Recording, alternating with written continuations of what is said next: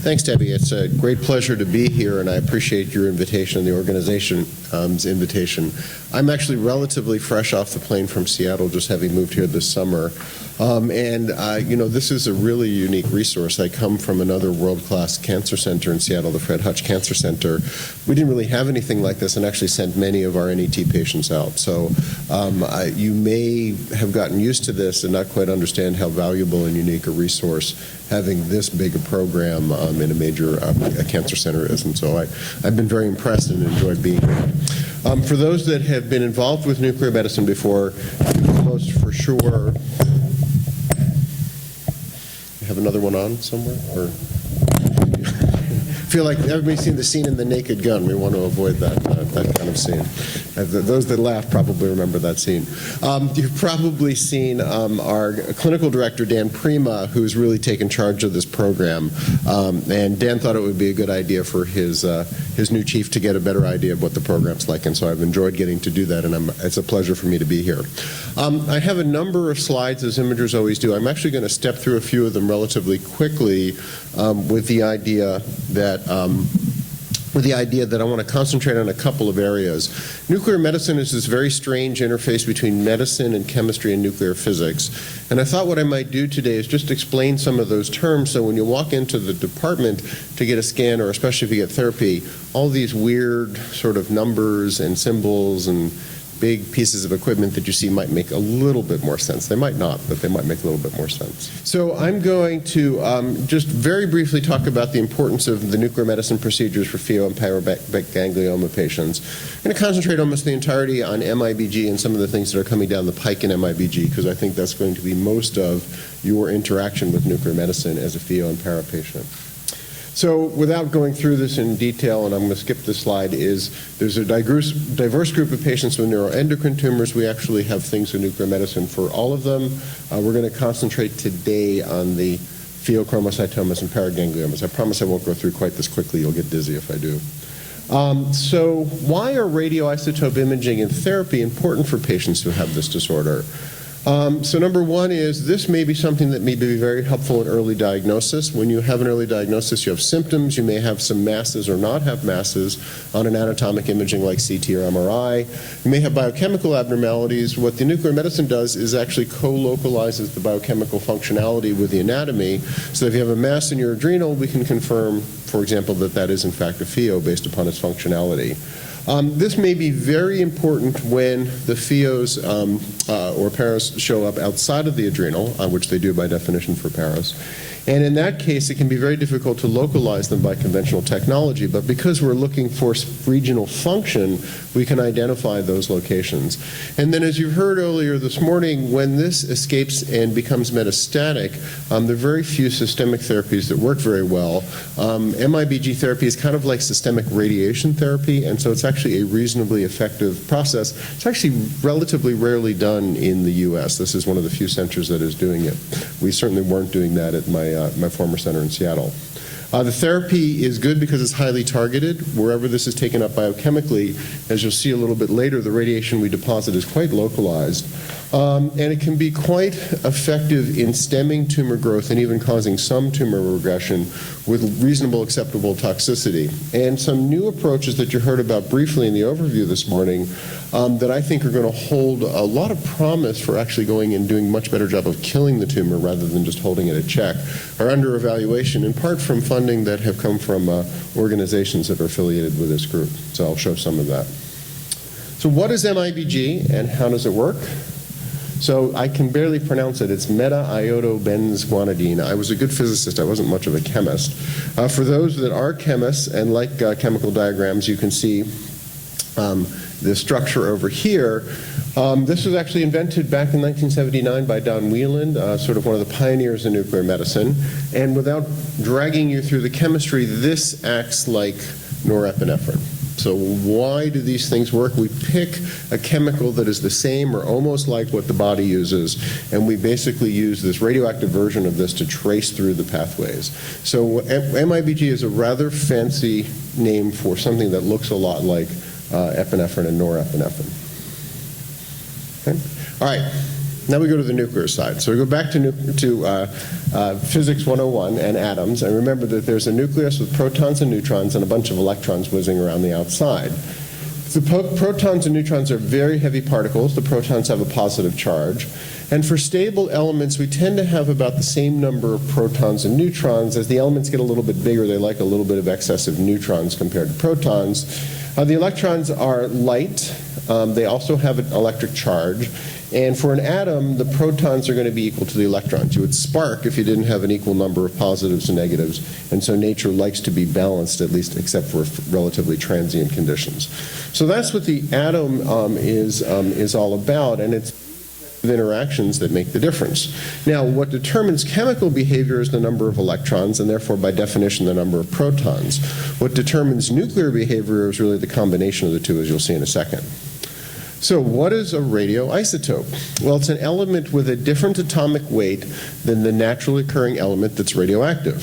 So for example, fluorine, which is a compound commonly used in PET, or positron emission tomography, likes to exist as fluorine-19 in nature. When you take away one of its neutrons, it likes to get back to where it was and will actually emit a positron. I'll explain that in a second. And so these nuclei are usually imbalanced between their protons and neutrons. This may be much more than you wanted to learn on a Friday morning, but you'll have to bear with me. So unstable isotopes have radioactive decay that include beta decay. The reason that's important, that's how most of our therapy works at this point. Gamma decay that yields a high-energy photon, a bit like an X-ray. That's important because that's how we do our imaging. And then positron decay, which is important for those that have ever had a PET scan, because that's how a PET scanner works. Positron, incidentally, is an anti-electron. It annihilates with target electrons in the body, and so it's a matter-antimatter interaction. So for Star Trek fans, this is actually the way Star Trek ships were supposed to work. We just don't go at warp speed quite yet. So let's go through an example. Iodine is a rather important compound. I think I may have got the numbers cut off a little bit. The naturally occurring iodine has 53 protons and 74 neutrons. It likes a little excess of neutrons. And it's stable and it kind of hangs out, and it's an important part of your body composition. It's especially important for thyroid type processes. Now, I-123 has too few neutrons, and it has to be made by a cyclotron because it doesn't naturally exist. It has about a 12-hour half-life, so it needs a pretty impressive production network. During the hurricane, we had to cancel our I-123 procedures because we couldn't get the regional distribution by air, which is the way we get it. And what it does is it captures an electron, so it pulls an electron into the nucleus, and one way of thinking about it is it turns one of the protons into the neutron, so it gets back to where the natural isotope is. And this will produce a gamma, and we use that for imaging. I-131, which is the isotope that we use for therapy, has too many neutrons. It's made by a nuclear reactor, so if you go down to your local power plant, dip your hand in the bucket, you can get, well, it's a little bit more complicated than that, you can get some I-131. It has an 8-day half-life, so it hangs around for a while, which is part of the way it works. It decays by beta decay, which in a second you'll see is a particle that's very helpful for therapy, and it is also produces a gamma, so we can do some imaging of the I-131, but not as nicely as we can with I-123. Okay, so here's the picture. We have beta decay, which yields a fast electron, or a beta particle, as well as an antineutrino. We don't hear a whole lot about antineutrinos or neutrinos. They tend to pass through large objects. They pass through the Earth on a regular basis when they come from the sun. So we don't interact much with neutrinos in our daily life. The beta particle, on the other hand, is a fast electron that will dump all of its energy into a relatively small place. And if you do that in the right location, you can cause some significant tissue damage and damage to DNA. And that's, in essence, how we kill tumors when we use something like I-131. I-124, you're going to see at the very end of my talk, is a positron emitter, and so when it releases one of these anti-electrons, it actually goes on to generate some other downstream nuclear effects that we can actually image, and gives us a rather extraordinary way to image patients, and I'll show you how that works in a second. And then some isotopes will give us a gamma decay, or a high-energy photon that will escape the body but interact with our detectors, and that's how we do imaging. For any nuclear physicists in the crowd, you'll realize that pure gamma decay with no change is actually not one of these two isotopes, but these two compounds do yield gammas, which are fairly important in the process. Okay, so let's go back now to chemistry. You can see people who live in nuclear medicine have to kind of be able to go back and forth between disciplines. So how does this MIBG stuff work? Here's norepinephrine. Here's MIBG. With a little bit of imagination, you can begin to see that those look somewhat similar. So what happens? In nerve terminals in the sympathetic and parasympathetic system, especially the sympathetic system, they're built to kind of handle these kind of molecules. And in general, what happens is when they release norepinephrine, they like not to waste that, and so they actually reabsorb a fair amount of that when they're done using it in the nerve terminal and in that junction. And so there is uptake called uptake 1 that will come into the nerve and get stored in little vesicles in the nerve terminal, and so basically MIBG fakes out the system and will come in through that mechanism and get stored there. Now, if it has an imaging compound associated with it, we can tell where that came from and say, take a picture of where we have these nerve terminals in excess taking up too much of this kind of material. And if we put a therapeutic payload on this, we can actually use it to kill the cell that took that up, which we want to do if we're trying to take care of tumors. Now, one of the important things is there's two types of uptake. There's a type 1 uptake and a type 2 uptake.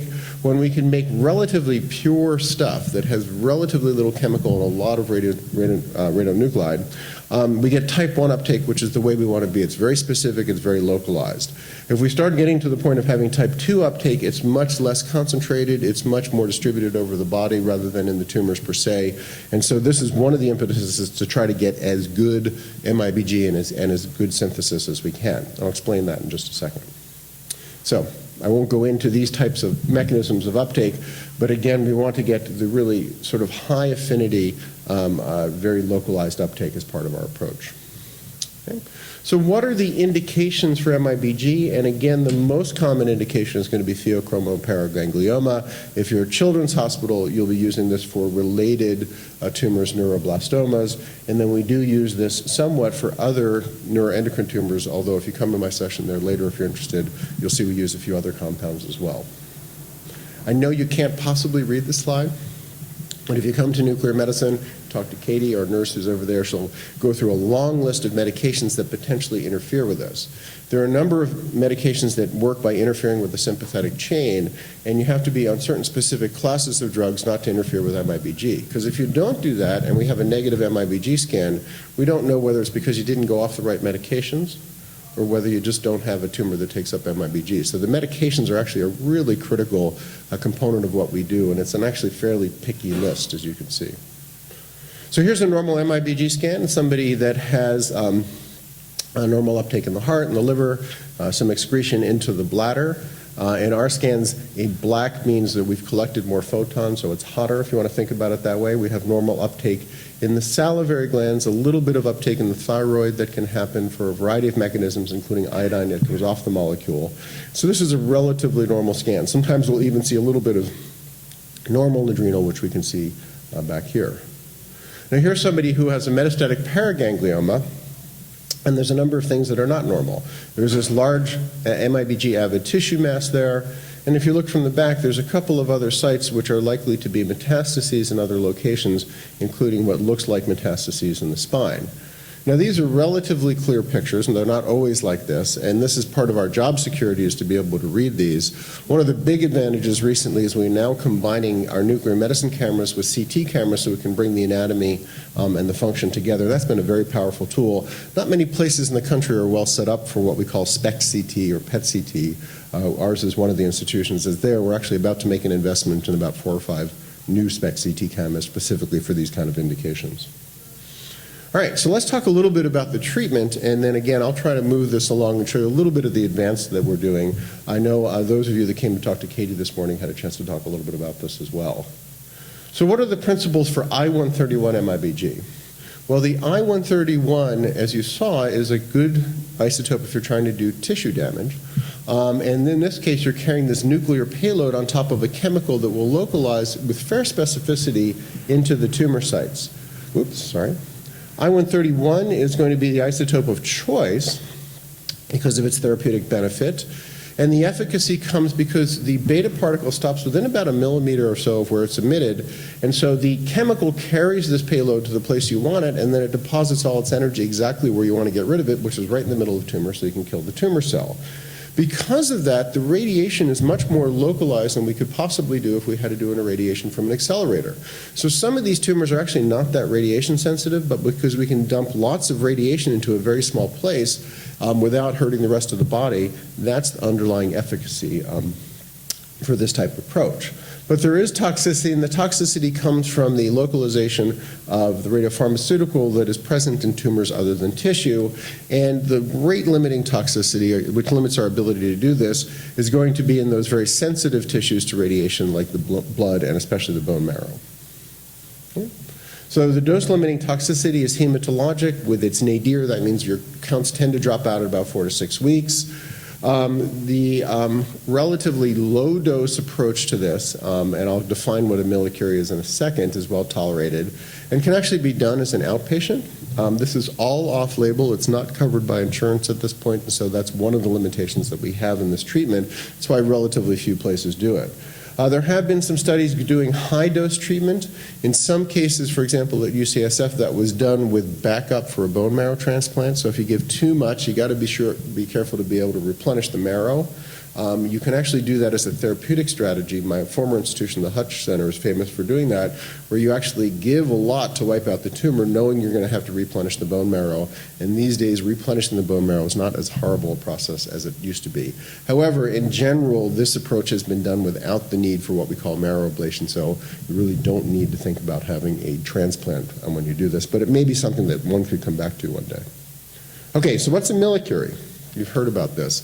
Well, a millicurie is a disintegration per second. It's a unit of radioactive decay.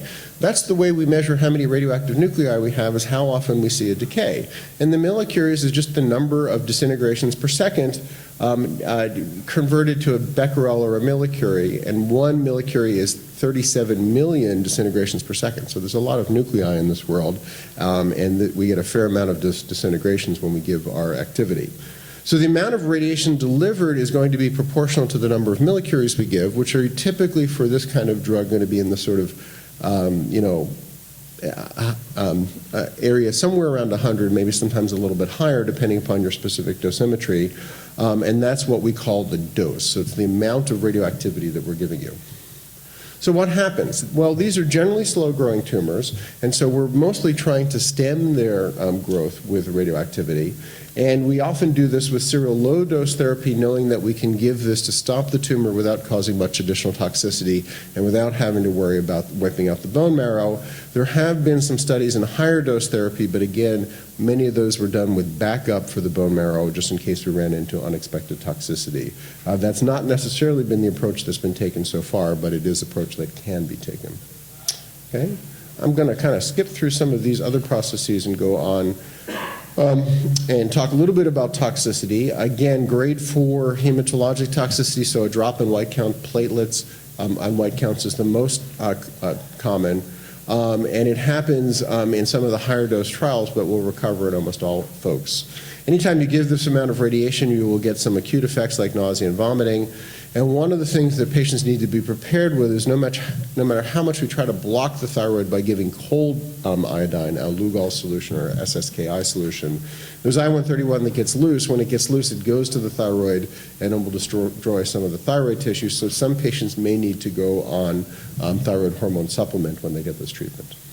Okay, I'm going to skip through some of the rest of this, and I'll come back to it. And just show you, for example, here is the impact that we can get in many of the patients where you see some significant debulking of many of these masses before and after treatment. So this can be a very successful treatment. You see how that has actually now changed and decreased over time. Let me skip through this in the interest of time. Talk to you a little bit about some exciting future directions, especially since much of this research has been supported by many of the patient advocate organizations. So one of the things we want to do is be able to get a much better idea of how much radiation we're delivering to the tumor. Right now we base our treatments based upon how much a patient can tolerate. We'd actually like to know how much radiation the tumor is getting. And this is where positron emission tomography comes into play. And when you get a PET scan, you usually think of an FDG PET scan. We're actually looking at something different, at glucose metabolism. But we can actually label the MIBG with I-124 instead of I-123 or I-131. and then take actually a rather nice looking picture in a mouse, if you happen to be a mouse, or more relevantly, sorry, I must have human MIBG here, or PET scan in a patient. So compared to the other information you have, we have sort of an exquisite amount of detailed spatial information and anatomic information that tells us exactly where the localization is. More importantly, it's quantitatively very accurate, so we can tell exactly how much of the molecule got to each part of the body, and we can use that to do much more sophisticated calculations of how much radiation we're getting to the patient. Now, one of the most exciting areas that I think is coming down the pike is this compound called astatine, this element called astatine 211. You're going, I don't think I heard about that in my chemistry class. It's actually a very heavy element, and at 211 it becomes an alpha emitter, and I'll show you what that is in a second. Alpha emitters are very effective at causing tissue damage, and they can therefore be very effective therapeutic agents. I liken this to a beta emitter trying to knock down a building with a with a golf ball, rather than using a big wrecking ball, which is what astatine is like when we have these nuclear emissions. And so this is actually very complicated cyclotron physics as well as chemistry, but if it can be worked out and the studies can be done to show this can be done safely without too much normal tissue toxicity, which we think we can, we really think that this is going to be a much more efficacious therapy, especially for patients with more challenging tumors. We're already seeing this with alpha emitters that are being used in certain other diseases, like, for example, prostate cancer bone metastases. But it looks very promising in the early studies that have been looked at in a number of places. This institution is probably leading the way as much as anybody for this, this individual application. So what's an alpha emitter? An alpha emitter is when the nucleus actually spits off a piece of itself in an alpha particle, which is 2 protons, 2 neutrons, more or less a helium particle. And again, alpha particles do a whole lot of damage in a very close space. So they don't go very far. So they deposit all of their energy in one spot, which is good, and importantly, they deposit all their energy exactly where you want it to go, which is where the chemical landed. So we think in the long run, although this is a very difficult compound to work with, if we can get it to work, it's going to be very efficacious. And there's some preliminary studies going on that make this look very good. So I want to stop by thanking a number of folks that are involved in this. As I mentioned, this is really mostly Dan Prima's work. He's worked with a cyclotron group, a small animal imaging facility, his own lab, and has developed quite a bit of collaborations with other labs. And as I mentioned, has had funding from the Pheochromocytomas Alliance, which has been very important. So with that, and I apologize for running through the slides relatively quickly, hopefully you understand some of the nuclear physics and chemistry a little bit more. And if we have time, I'd be happy to answer questions, and if not, I'd be happy to talk to folks during the break. Thanks.